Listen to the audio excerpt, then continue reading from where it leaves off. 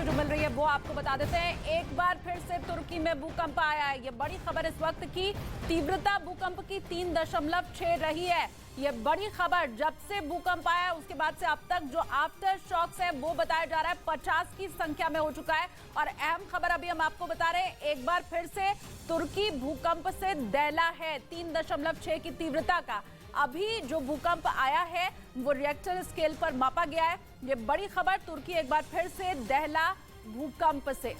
तीव्रता इसकी हालांकि पिछली बार के मुकाबले कम है। 3.6 रिएक्टर स्केल पर इसे मापा गया है। आज सुबह ही ये भूकंप के झटके आए।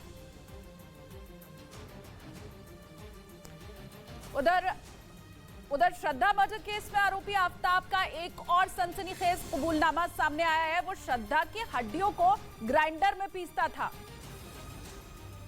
कोर्ट में दाखिल चार्जशीट के मुताबिक आरोपी आफ्ताब ने श्रद्धा की हड्डियों को मार्बल घिसने वाली ग्राइंडर में पीसा और फिर उसे पाउडर बनाकर सड़क पर फेंक दिया। वहीं रिपोर्ट के मुताबिक शव को ठिकाने लगाने के लिए पहले छोटे छोटे टुकड़े किए, फिर उन्हें छतरपुर के पास महरौली के जंगलों में फेंक दिया। साथ ही आफ्ताब लगातार श्रद्धा के इंस्टाग्राम अकाउंट को हैंडल करता रहा और एक्टिव रहा ताकि किसी को कोई संदेह ना हो और लोगों को लगे कि श्रद्धा जिंदा है। जहां केस में रोज नए नए राज सामने आ रहे हैं, वहीं श्रद्धा के परिजन जल्द से जल्द इंसाफ चाहते हैं कि ये केस हमें फास्ट ट्रैक कोर्ट करवाना है, time bound fast track court करवाना है, जिसकी वजह से हमें हाई कोर्ट मूव करनी पड़ेगी पिटीशन।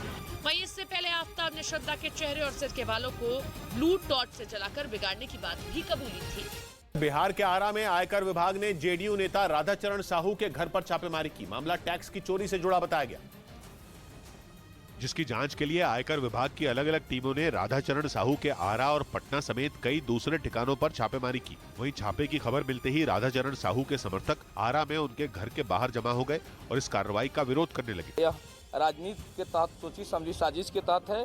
राधाचरण साहू आरा के बक्सर निकाय क्षेत्र से जेडीयू के एमएलसी हैं। राधाचरण साहू रेत और होटल के कारोबार से भी जुड़े हुए हैं।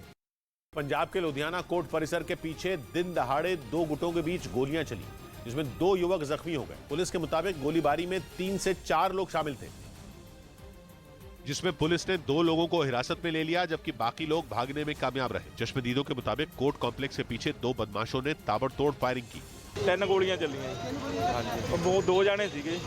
जहाँ से निकले हैं वो आपस में बहस करते हुए और यहाँ इस जगह पर आकर उन्होंने आपस में झड़प की है। झड़प करने के बाद आपस में उनकी गोलियां चली हैं।